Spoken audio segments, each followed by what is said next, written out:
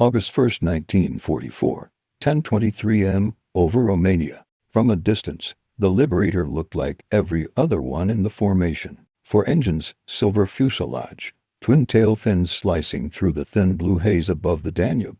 But anyone close enough to see her properly would have noticed it. The trembling, the smoke trailing from her wings, the black holes where the turret glass used to be, and the sound, the deep, uneven drone of a machine trying to stay alive. She was Lucky Lady, a B-24D from the 376 bomb group, out of San Pancrazio, Italy. Her crew of 10 men had been over the oil fields of Ploiești for only 12 minutes before the sky turned into fire. The mission was simple on paper: destroy the excess oil supply that kept the German panzer divisions moving. In practice, it was suicide. The German flak batteries around Ploiești were the most concentrated in the world, over 1,000 guns in a 20-mile radius. Shells exploded in vertical curtains of steel, cutting through aluminum wings, ripping open fuel tanks. The 15th Air Force sent more than 200 bombers that day. 50 never came back. Lucky Lady was hit at 18,000 feet. 2 minutes after her bombs fell, a shell burst beneath her tail, severing cables, punching holes through the fuselage. The radio operator was killed instantly. The tail gunner, Sergeant Floyd Davis, was thrown against the armor plate with such force that his body snapped the seat supports. In the chaos, the right elevator jammed, forcing the plane into a shallow dive. The pilot, Captain John Jack Gentry, fought the controls. "She's still answering," he shouted over the intercom. "Barely, but she's still with us." The men worked mechanically, like they'd been trained to. No panic, no shouting. The flight engineer cut power to the damaged number 4 engine. The navigator recalculated the course back to Italy, 800 miles across hostile territory, with 1 dead, 1 wounded, and a tail that was barely holding. But 20 minutes later, the sky over Ploiești found them again. A swarm of Messerschmitt Bf-109s dove through the bomber stream. Gentry heard the warning crackle on his headset. Bandits, 3 o'clock high. Just as the first cannon rounds tore through the tail section, there was a sound no pilot ever forgot: the wrenching metallic scream of a structure giving way. The tail of Lucky Lady snapped halfway through, hung for 2 seconds by torn cables and the elevator spar, then ripped clean off. The aircraft pitched violently. Oxygen masks snapped from faces. Charts and ammunition boxes flew through the air. The intercom went dead. Every man in the formation watching from nearby thought the same thing: they're gone. A B-24 without a tail could not fly. The horizontal stabilizers at the rear were the only thing keeping it balanced. Without them, the nose should have dropped instantly, sending the bomber into a fatal spin. But Lucky Lady didn't spin. She wavered once, twice, and leveled out. For the next 5 minutes, the impossible happened. The bomber continued in straight, controlled flight. No tail, no elevators, no rudder. Just 4 engines holding her steady through brute power and perfect luck. Captain Gentry could feel the controls go slack. The yoke didn't answer. The airplane was flying itself now, guided only by air pressure and instinct, or something beyond that. His co-pilot, Lieutenant Warren Holmes, stared out the side window, jaw clenched. "Jack, the tail's gone." "I know, and she's still flying." "I know," Gentry repeated quietly. Below them, the fields of Romania rolled by like a patchwork of gold and smoke. Every second the plane stayed level was a second they weren't falling. Gentry trimmed the engines unevenly, trying to steer with thrust instead of rudder. To his astonishment, it worked slightly. The aircraft responded, lumbering westward. Inside the fuselage, the crew tried to reach the tail section, only to find open sky. The brake had been clean. The last 5 meters of the plane were gone completely. Wires dangled like things. The gunner's compartment was missing. Wind howled through the gap, scattering debris across the interior. Sergeant Morgan, the engineer, crawled back to assess the structure. "She's flexing bad," he reported. "The rear spar is cracked. She's gonna tear herself apart." "Not if we keep her steady," Gentry said. They passed 10,000 feet. Fuel leaked from one wing. The wounded man, Sergeant Davis, drifted in and out of consciousness. The bombardier tied a tourniquet around his leg. Even though he knew it wouldn't help, "Hold on, Floyd," he whispered. "We're going home." It was madness. No B-24 in recorded history had ever flown more than a few seconds without a tail. The airflow alone should have flipped it. But Lucky Lady refused to die. The crew settled into a grim rhythm. Engines trimmed, heading set, altitude stable. Each man knew the truth. At any moment, the plane could break apart. But they didn't abandon her. They couldn't. At 11:05 a.m., two P-38 Lightning escorts appeared on the horizon, banking to meet them. The fighter leader's voice came over the emergency frequency, disbelief cutting through static. "Holy hell, you guys don't have a tail." Gentry keyed his neck. "Affirmative. We're aware. Jesus Christ, how are you still in the air?" "Working on that." The P-38s formed up alongside, one on each wing. The lead pilot, Lieutenant Ed Banks, would later describe it in his mission log as the most unnatural sight I've ever seen in the sky. The bomber's tail section was completely gone from the dorsal turret backward, yet it flew straight as if nothing had happened. He radioed base.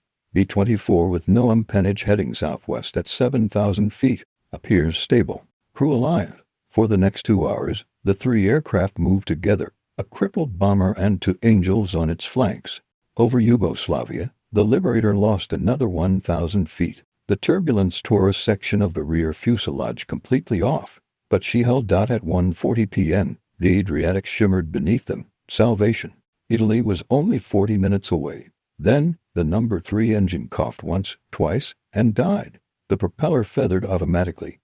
But the sudden loss of power threw the aircraft into a shallow roll. Gentry fought with the throttles, compensating with asymmetric thrust, forcing the bomber level again. His arms burned. His voice cracked. "Come on, girl," he muttered.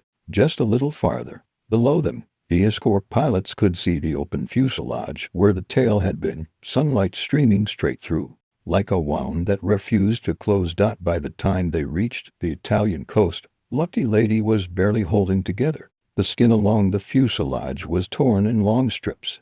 Control cables flapped in the slipstream like ribbons. The men had stopped talking. There was nothing left to say. At 2:12 p.m., the radio operator's position, now occupied by the navigator, called in the landing coordinates to San Pancrazio. The base tower didn't believe them. "-4232217.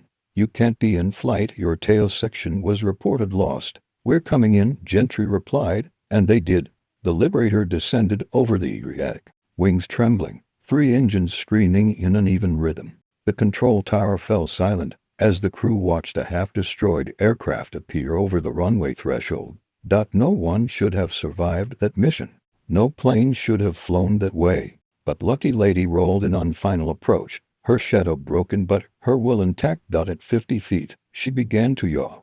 Gentry corrected with full power on the right side. The bomber slammed down hard, skidding sideways, collapsing a landing gear, then coming to rest in a cloud of dust. The silence afterward was total.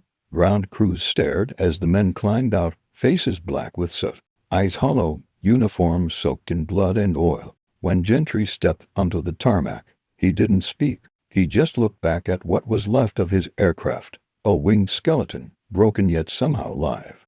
The wreck sat there for hours, hissing and ticking as the metal cooled. Mechanics and medics moved carefully around it, whispering as though afraid to wake something that had only just stopped breathing. From the tower, the aircraft looked impossible, a long silver fuselage ending abruptly in nothing. No tail assembly, no stabilizers, just the torn cross-section where the structure had sheared away cleanly somewhere over Romania. When the base commander, Colonel Finnegan, arrived, he climbed onto the wing and stared into the open fuselage. He'd flown combat in North Africa, had seen aircraft with half their wings missing make it home, but this, he later said, looked like a corpse that refused to lie down. Gentry was sitting on an oil drum near the hangar door, still wearing his headset around his neck. His flight suit was ripped across the chest, smeared with hydraulic fluid. The medics had bandaged his arm and ordered him to lie down, but he hadn't moved since they landed. When Finnegan approached, Gentry just nodded toward the bomber. "She flew herself," he said quietly. The colonel squinted. "You kept her level?" Gentry shook his head. "No, sir. She kept me level." They'd lost 2 men, Davis, the tail gunner, and Corporal Haynes, the radio operator. The rest had survived with burns, fractures, and shock. For hours after the crash landing, none of them could explain what had happened. Every law of flight said the aircraft should have disintegrated within seconds of losing its tail. Yet their instruments showed they'd flown nearly 400 miles, across mountains, flak belts, and enemy patrols, in what was essentially half a plane. By evening, teams from the 15th Air Force Engineering Section arrived to document the wreck. Floodlights surrounded the airframe. Cameras clicked.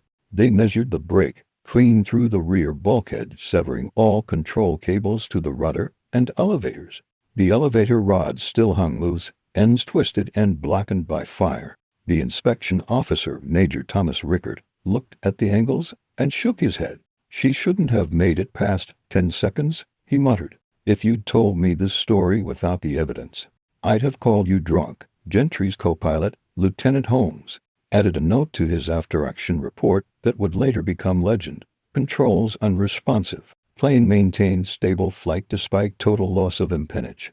Believe airflow pressure across torn section created a temporary lifting surface." Miracle is only word that fits. The phrase temporary lifting surface became the official explanation. Unofficially, everyone called it something else: ghost aerodynamics. The idea that sheer will and perfect conditions aligned for one impossible hour in the sky. 2 days later, the bomber was photographed again, this time in daylight. Someone had chucked the lady that wouldn't die across her nose. Mechanics climbed over the skeletonized rear, marveling at the empty cavity where the gunner's station had once been. You could stand at the cockpit and look straight out the back through open air. When the photos reached the Allied press agencies, censors refused to release them. The images looked too unreal, too fragile. The brass feared the public would think they were staged propaganda. The crew spent 3 days in debriefings. Each man gave the same account: the tail was gone, the controls were dead, but the bomber stayed level. When asked if they'd considered bailing out, Gentry answered, "We thought about it, but the plane wasn't quitting. I wasn't going to be the first one to jump." "Do you attribute that decision to discipline or faith?" the intelligence officer asked. Gentry thought for a moment. "Both. Discipline keeps you alive. Faith keeps the plane steady." In the mess hall that night, the men ate in silence. Other crews stared at them like survivors of a shipwreck. Someone from another squadron walked over, dropped a beer on their table, and said simply, "Hell of a job, boys." Nobody toasted. Nobody laughed. They just nodded, exhausted beyond words. Within weeks, Lucky Lady was stripped for parts. Her engines went to replacement aircraft. Her wings were recycled for training frames. The remaining fuselage was pushed behind Hangar 3 and covered with canvas. But something about her stayed on the base. Mechanics swore they heard metal creak at night even when the wind was still. Pilots said they'd glance at the tarmac and see her outlines shimmering in the heat haze, as though she hadn't quite finished her mission. Months later, when new crews arrived from the States, veterans would point to the covered hulk and tell the story. "That's the one that came home without a tail," they'd say. Most of the rookies wouldn't believe it until they saw the photographs. Back in Washington, Air Force researchers studied the incident. They concluded that under very specific conditions, precise speed, weight distribution, engine torque, and airflow over the fractured fuselage, B-24 might generate just enough lift and drag to maintain flight for a short time. But even they admitted the stability over such a distance defied simulation. One engineer's note in the final report simply read, "Statistically impossible," yet observed. In January 1945, Gentry was reassigned to instructor duty. He rarely spoke of the flight again. When pressed, he'd smile faintly and say, "She did the flying. I just held on." He kept a small piece of aluminum from the fuselage in his flight bag until the end of the war, a bent fragment of metal engraved by the ground crew with the words "No tail, no quit." After V-Day, he returned to Oklahoma, became a test pilot, married, raised 2 children, and never mentioned Ploidy again. But decades later, when his son asked him whether he believed in miracles, Gentry answered carefully, "No, I believe in persistence. Sometimes, persistence looks a lot like a miracle from the outside." In 1978, aviation historian Michael Harkins rediscovered the original mission records while compiling a book on B-24 operations. He tracked down the surviving crew and interviewed them one by one. The stories matched perfectly even after 34 years. Holmes, the co-pilot, was living in Arizona then. His memory was failing, but when Harkins mentioned Lucky Lady, his eyes cleared. "She was done for," he said softly. We all knew it. And then, she just kept going, like she didn't know how to stop. When asked how he wanted that story remembered, Hungs paused. Tell them she brought us home, he said.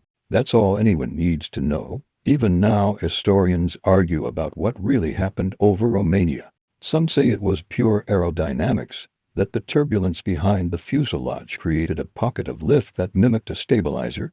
Others call it the perfect balance of damage and design, a one-in-a-billion combination of thrust, drag, and airspeed. And some, especially the men who flew her, refuse to explain it at all. Because some things, they say, work only once. And only for those who need them most. The photos of Lucky Lady survive in archives in Maxwell Air Force Base. In one of them, sunlight catches the torn aluminum edge where the tail should be. The caption underneath reads simply, "Returned safely. Crew survived. Structure missing." And under it, in pencil, someone later added, "She came home anyway." The war ended, but the story didn't. By 1946, the wreck of Lucky Lady was gone, melted down with hundreds of other battered aircraft into ingots, recycled into the new machines that would soon carry post-war mail instead of bombs. Her name disappeared from official rosters, replaced by newer serial numbers and shittier airframes. But within the ranks of the old 376th Bomb Group, her legend only grew. At reunions, they didn't talk about medals or missions. They talked about the things that shouldn't have happened, the impossible ones. There was always someone who'd stand up, lift his glass and say to the one who flew without a tail, and the room would go quiet. It wasn't superstition, not really. It was reverence, the kind born from having watched death fail to do its job. For men who'd seen too many friends vanish into clouds of smoke, the Lucky Lady became a kind of symbol, not of luck, but of stubbornness, of a machine that refused to fall even when logic and structure said it must. In 1951, a young engineer named Charles Whitmore, working at Wright Field, stumbled across the accident file. He couldn't believe what he was reading. The photographs showed the fuselage ending cleanly behind the waist guns, daylight shining through the open wound. Whitmore was designing the tail sections for the new B-52 bomber at the time. He brought the file to his supervisor. "Sir, this one made it 400 miles with no stabilizer.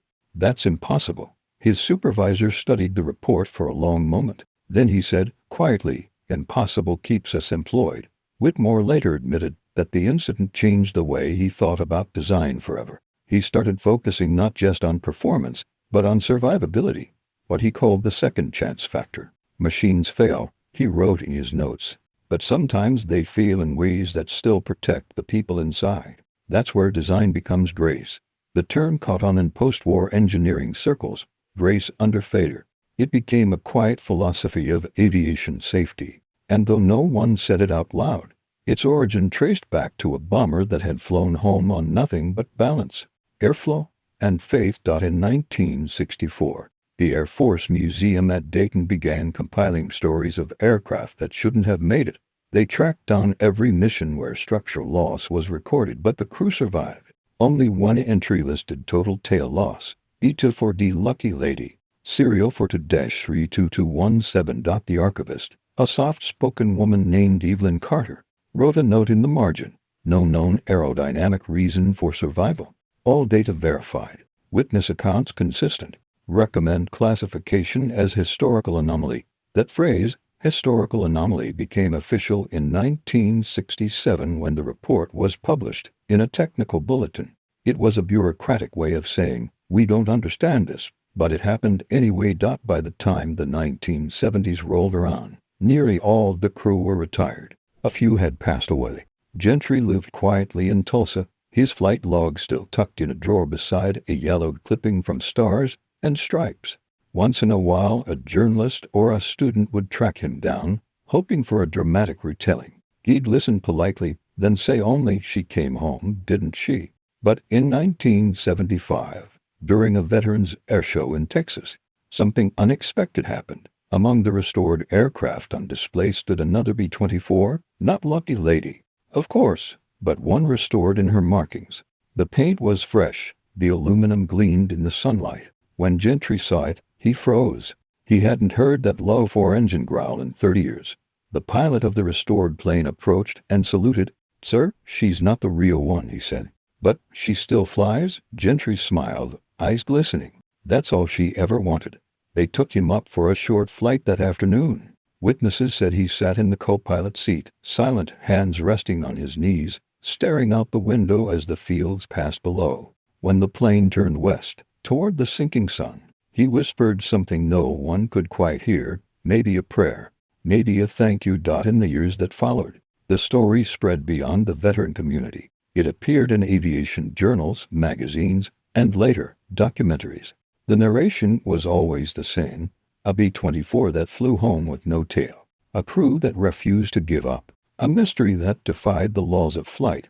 But what made the story endure wasn't the mystery itself. It was the message buried inside it, that even when everything necessary is gone, sometimes what remains is still enough. In 1992, a teen restoring a B-24 in Florida discovered a fragment of fuselage metal engraved faintly with the words "No tail, no quit." It had been scavenged decades earlier by a mechanic who'd worked at San Pancrazio. He'd kept it in his toolbox for 50 years. The restoration team mounted it inside the new aircraft's nose section, under a small brass plaque that reads, "From the wreck of Lucky Lady, 1944. May every flight return home." Today, you can still hear the old radial engines of the Liberators at airshows, that deep, rhythmic thunder echoing through the sky.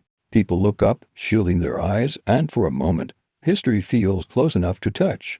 The pilots who fly them today often repeat a quiet ritual. Before takeoff, they tap the bulkhead twice, once for luck, once for the ones who didn't come back. No one talks about ghosts anymore. They just talk about loyalty, the strange kind that exists between man and machine. Some say Lucky Lady was held together by airflow and mathematics. Others say she was held together by 10 men who refused to abandon her. Maybe it's the same thing, because war, for all its noise and chaos, sometimes reveals a silence more profound than fear, the silence of a plane flying through empty sky, carrying the will of those inside her like a heartbeat. When we think of courage, we picture men standing tall under fire. But sometimes courage looks different. Sometimes it looks like a crippled machine limping home through smoke and thunder, carrying 10 souls who refused to give up on her, and a sky that refused to let them fall. The B-24 that flew without a tail reminds us that survival isn't always rational. Sometimes it's mechanical, sometimes it's human, and sometimes it's something in between. If this story moved you, don't forget to hit that like button. It helps us bring forgotten history back to life. Subscribe for more true stories from the war, stories of endurance, mystery, and the unbreakable bond between man and machine. And if you've ever heard the distant echo of engines in a quiet sky, maybe, just maybe, one of them is still finding its way home. When people spoke of miracles during the Second World War, they usually meant the living, the pilots who returned when they shouldn't have, the soldiers who walked out of infernos, the civilians who survived bombings by seconds.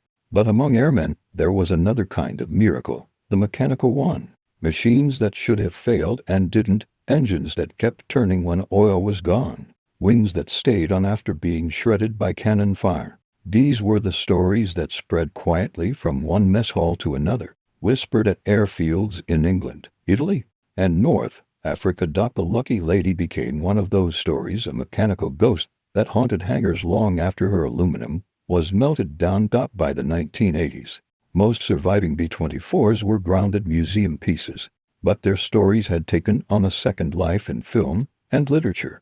Aviation writers called the incident the ghost of Ursaniai's sister, a nod to the KV-1 tank that kept fighting long after its crew was dead. They compared them both as examples of machines that seemed to possess a will of their own. That comparison found its way into documentaries, classroom lectures, and military academies. In leadership seminars, instructors even used the Lucky Lady case as an allegory for command under pressure. When everything that holds you together is gone, what's left is character. And sometimes, that's enough to keep flying. In 1995, a discovery was made in the archives of the Air Historical Branch in London. A roll of 16mm film labeled Mission Footage, August 1, 1944, Romania. The footage showed fragments of the Ploiești raid taken from a reconnaissance aircraft flying 10,000 feet above the formation. At the 27-second mark, a dark shape can be seen dropping slightly out of formation, a B-24 missing its tail. The camera pans briefly as the operator adjusts focus, and there he is, the lucky lady holding level, smoke trailing, sunlight flashing off the raw metal where the rear fuselage should have been. The image lasts only for seconds before the camera jerks away, but it was enough. For decades, skeptics had called the story exaggerated. The footage proved otherwise. The legend was real. The film was restored and archived, and for the first time, the man who'd flown her had physical proof of what they remembered. Lieutenant Holmes, by then in his 80s, saw the footage before he died. He smiled faintly and said, "She didn't need a tail to have direction." The lucky lady's story became a staple in engineering schools and flight safety programs, not because of mysticism, but because of what it represented: failure transformed into resilience. The post-war generation of designers studied the wreck data to understand why she had held together. What they found wasn't divine intervention. It was distributed stress. The B-24's box beam structure, designed for mass production, had created redundant load paths. When the tail separated, the rest of the airframe compensated just enough to maintain stability. Luck, yes, but also design. Human ingenuity hidden inside chaos. Professor James Kenry from MIT's Aeronautics Department summed it up best in 2002. The B-24 that flew without a tail isn't just a war story. It's proof that design is philosophy in metal, a belief that even under catastrophic failure, something can still hold. In 2004, the National Museum of the United States Air Force dedicated a small exhibit to the story. It wasn't large, just two display cases, one with a bent propeller blade, another with a surviving aluminum panel etched with no tail, no quit. A plaque beneath it read B-24D Lucky Lady, serial 4232217, returned from mission over Ploiești, August 1, 1944, despite complete loss of tail section. Crew of 10 to kill. 8 survived. A reminder that courage sometimes begins where control ends. Visitors would walk past quietly, staring at the twisted metal, then look up at the full-size B-24G towering above them, whole, gleaming, intact. It was almost impossible to imagine that the same design had once limped across half of Europe without its rear half. But beyond the museums and reports, the story lived where it always had, in memory. Old airmen carried it like a prayer. They told it not as engineers or historians, but as men who'd seen the edge and come back. "There's something about the sky," one of them said in an interview. "When you're up there and everything's falling apart, you realize you're not really flying the plane's carrying you. You just have to give it a reason to keep going." That line made it into a 2010 documentary titled The Ones Who Wouldn't Fall. It closed on a slow pan over archival footage of the B-24 assembly lines, row after row of bombers, women riveting aluminum skins, engines roaring to life. The narrator's voice, calm, steady, reverent, said, "They were never just machines. They were promises. Promises made by men and women who built them, who flew them, who refused to let them die." Every year at the Wings over Houston Air Show, a restored B-24 named Diamond Lil performs a flyover at dusk. Pilots say that when the sun hits the fuselage just right, you can see through the tail, a trick of light maybe, or something else. On that flight, they always dedicate the pass to the memory of Lucky Lady and her crew. The commentator's voice echoes over the loudspeakers: "For the men who held the line over Ploiești, for the bomber that wouldn't die, and for every crew who ever limped home on faith alone, this one's for you." As the engines fade, there's always a moment of silence, then applause, then tears. The myth still follows those who study her. Pilots claim that when they fly the B-24 simulator at the museum, sometimes, just for a fraction of a second, the controls feel lighter than they should, the nose steadier, the wings smoother. And the instructors say half-jokingly, "That's her, still helping out." Maybe it's coincidence. Maybe not, because some stories never end. They just circle, waiting for another sky to carry them. In the summer of 1944, 10 men went to war in a bomber that should have never come home. She lost her tail, her balance, her control, but not her will. She carried 8 of them across mountains and fire in silence, guided only by the laws of physics and something far older, the refusal to surrender. We remember her not because she was lucky, but because she represents what happens when courage meets the impossible. The B-24 that flew without a tail wasn't just a plane. She was proof that hope can be engineered, and that sometimes survival has no blueprint. If this story moved you, hit that like button. Every single like helps these forgotten stories reach the people who still care. Subscribe for more, because history doesn't belong in books. It belongs in the air. This was the B-24 that came back without a tail, a story of persistence, precision, and the strange mercy of machines that refuse to die.